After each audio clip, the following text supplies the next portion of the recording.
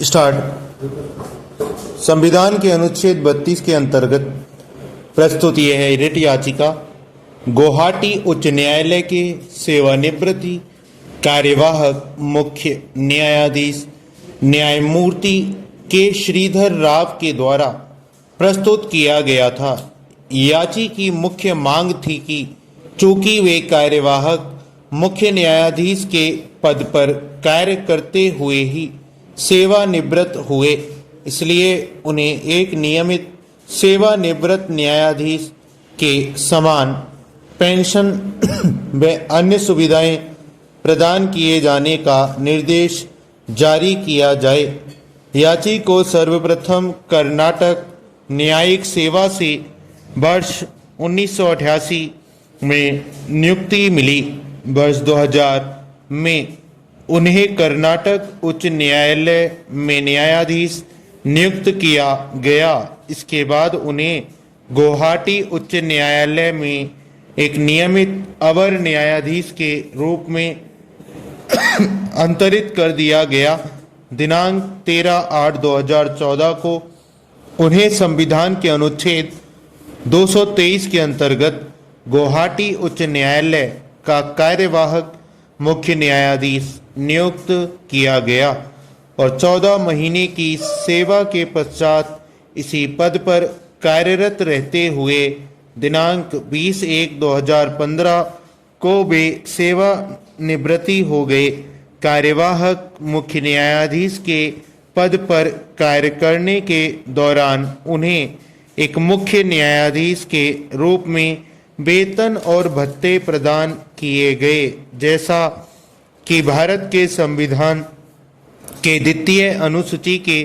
भाग घ के पैरा 10 और 11 तथा उच्च न्यायालय न्यायाधीश अधिनियम 1954 के अंतर्गत विहित है।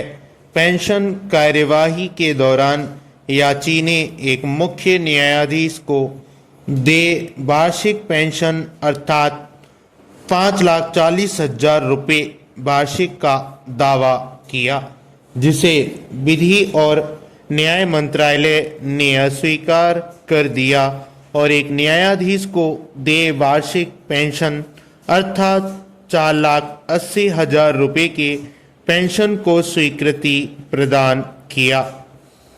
अतः याची ने यह रिट याचिका प्रस्तुत करके मांग किया कि याची को एक सेवानिवृत्ति मुख्य न्यायाधीश के बराबर वेतन एवं अन्य परिलाभ दिए जाने के लिए समुचित रिट आदेश निर्देश या घोषणा जारी किया जाए। पैरा निर्णय 1 हमारे समक्ष मुख्य विचारणीय प्रश्न है कि क्या याची जो एक कार्यकारी मुख्य न्यायमूर्ति के रूप में कार्य करते हुए सेवानिवृत्त हुआ, एक सेवानिवृत्त मुख्य न्यायाधीश के समान पेंशन संबंधी परिलाभ प्राप्त करने के लिए हकदार है। उच्च न्यायालय न्यायाधीश अधिनियम 1954 की धारा 14 न्यायाधीशों को भुगतान किए जाने वाले पेंशन के लिए उपबंध करता है। इसमें उपबंध किया गया है कि सेवानिवृत्ति के बाद न्यायाधीश को ऐसा पेंशन दे होगा जैसा कि अधिनियम के पहली अनुसूची के भाग 1 में उपबंधित है,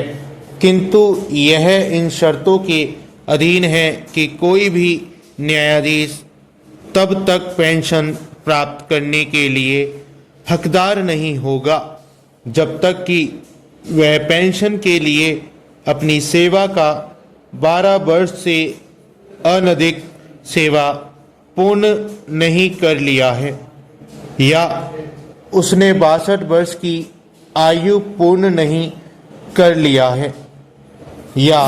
उसकी सेवानिवृत्ति खराब स्वास्थ्य के द्वारा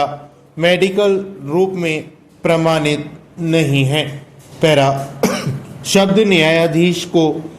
धारा 2(1) जी के अंतर्गत परिभाषित किया गया है, जिसके अनुसार न्यायाधीश से किसी उच्च न्यायालय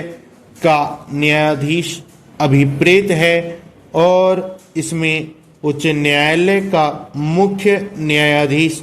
कोई कार्यवाहक मुख्य न्यायाधीश, कोई अतिरिक्त न्यायाधीश और कार्यवाहक न्यायाधीश भी सम्मिलित है। चूंकि याची पदोन्नति से उच्च न्यायालय में एक न्यायाधीश नियुक्त हुआ, इसलिए उसके लिए प्रथम अनुसूची का भाग तृतीय लागू हो सकता है। अतः उसने भाग तृतीय के अंतर्गत ही पेंशन के लिए आवेदन किया था। भाग तृतीय के अंतर्गत भाग 1 के अधीन नहीं आने वाले वे न्यायाधीश आते हैं जो पेंशन योग्य पद